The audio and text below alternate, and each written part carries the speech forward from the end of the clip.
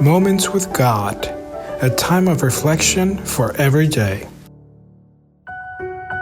July 7th. He has been killed and has revived.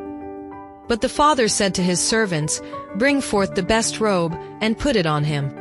And put a ring on his hand, and shoes on his feet, and bring hither the fatted calf, and kill it. And let us eat, and be merry.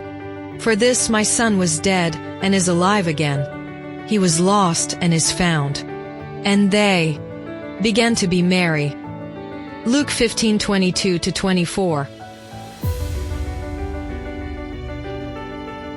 That emotional encounter between the father and his prodigal son was not limited to a paternal embrace. At that moment, when the young man tried to tell him how sorry he was and how unworthy he was of his father's love, the father took off his rich cloak and placed it around his shoulders. The father didn't want anyone to see him in the condition in which he returned, and on the journey they made together, the son was wearing the robe of honor. Suddenly, the servants saw him and approached, but the father ordered the best robe, a ring, and new shoes to be brought. They dressed him in his finest attire, and preparations were made for a celebration.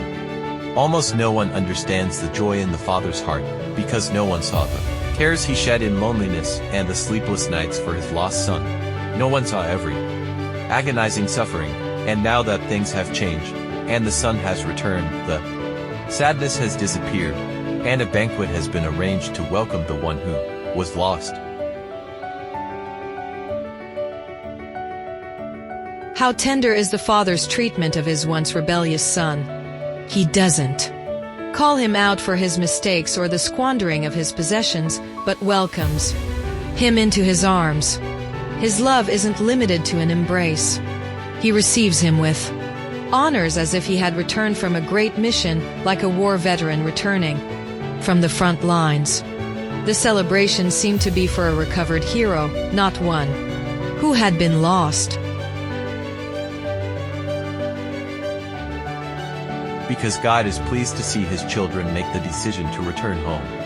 Subject of his who, due to the challenges of life, the pursuit of material happiness, or who grew bored and disliked the things of God, had wandered far from home, but who, battered by life, has decided to return. For God, the lost child who was dead in crimes and sins is a child who has been revived to a new life.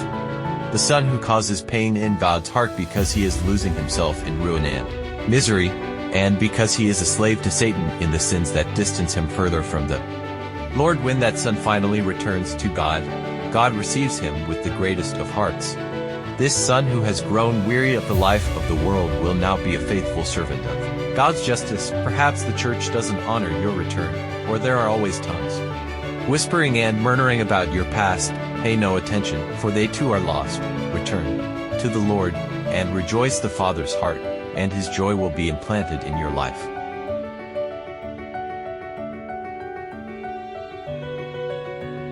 What assurance is given us here of God's willingness to receive the repentant sinner?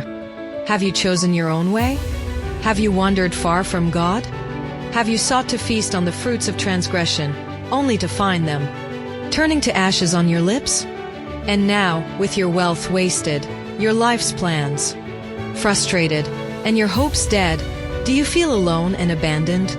Today that voice that has long been speaking to your heart, but to which you would not listen, comes to you distinctly and clearly. Hear it. If you return to God, you will have risen to new life. You are lost and found. Through the love of the Lord, let nothing stop you from returning. Don't listen to Satan when he tells you that you are a sinner and that you don't deserve to return to the Lord.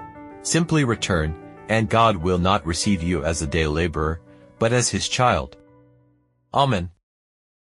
Thank you for listening to this audio. We invite you to share with your contacts and visit the website BibleWell.com.